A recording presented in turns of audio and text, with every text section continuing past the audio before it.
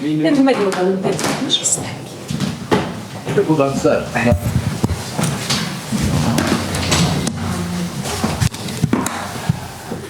Welcome back. And we'll get started straight away with Anton for Sky Sports. Hi Oliver, nice to see you. How ready are you and your team for the season to kick off on Saturday? I'm very ready. The team we will see. We had a good pre-season, I think. So, of course, like all the other teams, we had a few players arriving later, World Cup, later signings, so different reasons. But yeah, pre-season went well. Players are fit, look good. But again, we changed a few things in the way we want to play. Players adapted really well so far, but I don't think that we are on 100% right now. It's just not possible. But we feel that we are on a good track. You've had a few weeks with the squad. What have you made of the quality of it, and has anything surprised you about them? No surprises. No, of course, we could see with good quality in the team, good players, but it's not all about individual players. It's about creating a team that works together on the pitch, that everybody understands the way we want to attack, the way we want to defend. Everybody has a huge commitment to the way we are playing, and that's the most important thing. It's otherwise, it's just sign 11 top players, let's say 11 Lionel Messi. Maybe you have a great attack, but probably you concede a few goals. And so it's really having the right balance. And this is where we started now. And again, we feel we are ready. But I guess every Premier League manager will tell the same. I suppose a player that's been key to that balance over the last couple of years has been Elliot Anderson. You knew he wouldn't be here, a Forest player at the beginning of the season. I'm just wondering whether you feel as though he's been replaced, or you've kind of got the players in-house to move on without him. I knew that he will leave the club. So, and then it's always finding the best solution for the team. And I'd say I'm used to lose some star players. At Palace we sold Michael Olise and we won 2 trophies, and then we sold Ibrahim Eze and Mark Gay in winter, and we won the Conference League. So it's always finding solutions that if players are leaving, this means other players getting the chance, and then they have to step up, and then it's possible to make to play a better season. And this is the clear target we have. I think no one at Nottingham, no player, no one in the staff, no one of the board, and I think no fan was really pleased with last year's season with Elliot Anderson. So I think it's now our responsibility to play more consistent and at the end playing a better season, whatever this means at the end. But I think that's the clear target. It's the clear goal we all have together, and that's what we started to train and to work 6 weeks ago. You told us over the weekend that maybe you want 1, maybe 2 more players in before the end of the window. I'm just wondering, this club tends to, do a lot of its business late, and sometimes it's more than 1 or 2 players that come in late. I'm just wondering whether you're expecting a busy couple of weeks and how much of a say you're going to have on the players coming in. No, it will be 1 or 2. I'm very confident, and not more. We already know the players we want to bring in, and now it's just getting the deals done. So, of course, it can be that we don't find a final agreement with 1 player. We have already 2 or 3 other options with the same profile. I'm always talking about profiles, what kind of qualities and skills we should add to the team. And then the scouting department, and they're then suggesting a few players. I will watch them, and then let's say we have a ranking and try always, let's say, to start with the top target, and if we see we can't get the top target, then let's try to get the second target, the third. It's not always like before Christmas you wish something and you get the gift. So sometimes you don't get the number 1 target due to different reasons, but we are prepared, and I'm very confident that we will bring in 2 more players with high quality players, high standard players, because this is what we wanted to add, not just numbers to do business. So really adding quality players. So far we could do it with Xaver Schlager and Ousmane Diomandé. Champions League experience, many caps for their countries, playing on the highest level. This is what we are looking for. And again, I'm very confident that we will have 2 more players in when the transfer window closes. Thanks, Oliver. Good luck this weekend. Thank you. Thanks, Anton. Sam for PLP. Hi, Oliver. Nice to meet you. Can we just start by looking ahead to Leeds on Saturday, of course? Is there any more updates that you've got for us with your injury list? I know that Ryan Yates was mentioned recently. Oh yes, it's Ryan Yates and Savona. These 2 players won't make the matchday squad. That means still we have 23 fit on-field players and just mathematics. That means 5 players can't make the matchday squad. So we still have a very big squad, but everybody had the chance during pre-season to show that he can help the team winning games. And then now I have to take a decision by tomorrow. And but these 2 players can't make the squad. Do you have any updates for us in terms of how Savona's recovery is going? Yes, it's to be honest, we thought he's further, or he should be further than where he is now. He had a minor setback, to be honest, and then he reacted on the load more than we wanted the knee to react. So we had to make a step back. So he's now working in the gym again, preparing the knee to go back on grass. So it will take a couple of weeks, I guess. You mentioned, of course, changes that you've brought to this squad and the little tweaks that you've been making in pre-season. So when you compare the team that you met right at the beginning of pre-season to now, with just 2 days away from the first game in the Premier League, what improvements have you seen and are impressed by? First of all, I hope that the players have physically improved, because they had most of them had 7 weeks off. Of course, they had a training schedule for at home, but not many played really football. So we had many sessions with many friendlies. Players are in a much better fitness shape than when we started. I think the tactical part is getting more and more clear, and we can see, I think in every single game, it's not 100% settled now, because sometimes we have great 45 minutes, then we drop a little bit. Sometimes we have great 60 minutes, then we drop a little bit. But the time gets longer and longer where we can stick to the plan we have in and out of possession. And this is what, when I mentioned, I don't think that we are on 100%. Right now, we didn't have one game where we could show it over 90, 95 minutes, but will be important for the Premier League. That's when, of course, with Leeds, we have a very good side. Yeah, it was a great job Daniel Farke is doing there, and they had a tricky start last season after getting promoted, but at the end, I think they just lost the last game, and before they were 9 or 10 games unbeaten. They played the semi-final of the FA Cup, so it's a team that was in a very good shape. They kept all their players they wanted to keep, and added a few, like Trafford in goal, like Muharemovic, a centre-back. So had huge investment, and that means we can expect a very good Leeds team, being very consistent in the way they are playing, very physical, top in set pieces. I think they were number 2 in running last year. They were the team with the highest, winning the most balls by high pressure. So this is what we can face tomorrow, what we can on Saturday can expect. A team that is very aggressive, putting pressure on us, and we feel ready. We showed the players, we think we have the answers, but it's again, that's what we have to prove. We've heard you say before that a main objective is to build consistency in this squad and their performances. But is there any way that you can quantify, is there a realistic place that you would like to see and want this side to finish in the Premier League this season? What I want is easy, winning the league. So, but again, it's can write. You also write a letter to Santa Claus. We do it in Austria.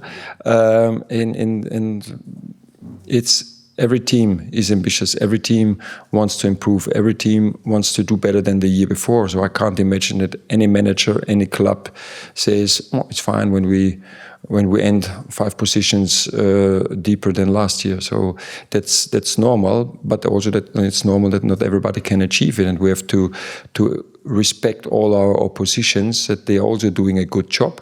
And the reality is, Forest ended the season on position 16, struggling for many parts of the season, and that's why I think it just makes no sense now talking about European football or everything, because that means you need to do better than at least 8 other teams last year. Yeah, and I think that's not how I am as a person. I'm always very humble and not a loudspeaker and say, no, we win every game and then it's easy, and all the others, they don't do a good job. No, it's the opposite. Everybody's doing a good job. Everybody's ambitious.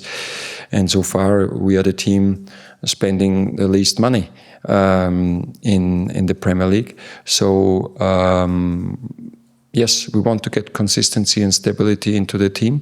We want to progress step by step with the players we have, and we want to show a way of personality, of identity every single game. That doesn't mean we win every single game, but what every fan can expect is that we give it all to win the game, from the first whistle until the final whistle. And I think this is what we want to show, always fighting for the win, always believing that we can do it.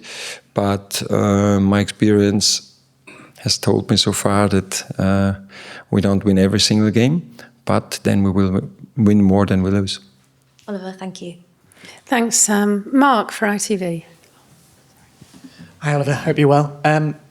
I don't know if you're aware, but there's a bit of a rivalry between Nottingham Forest and Leeds United that kind of goes back to Brian Clough. Has anybody mentioned this to you about the supporters loving this fixture?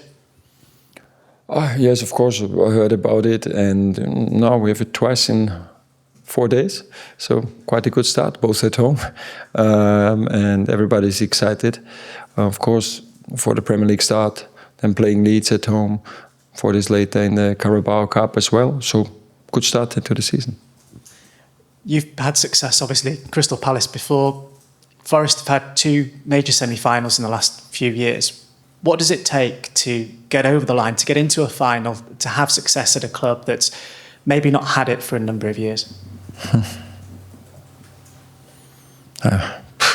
There's not one reason that we don't have a drink, like Asterix said. Or I didn't find it so far. No, it's consistency. It's working with the players, creating an identity, setting standards every single day, not once a month, twice a month, not on Saturday, on match day, every single day in training, every single day when you have off, then when you have 3 games in the week, off day is also important for recovery, setting high standards, and then doing everything for success, doing everything for the win, not for a player himself, everything for the team.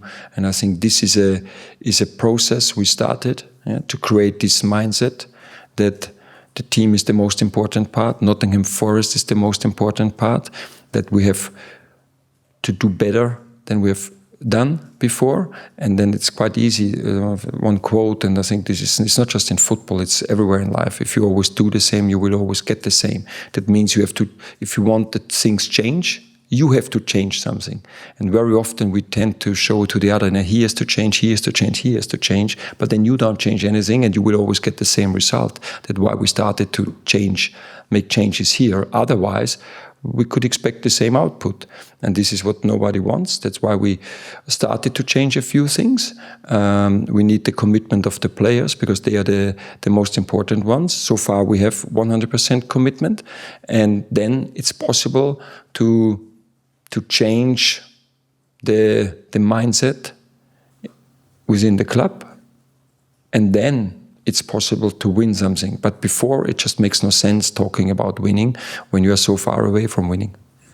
You're talking about consistency there, and then obviously changing the mindset of a club that's had near misses. So where should a club like Forest, with the history that it's got, be?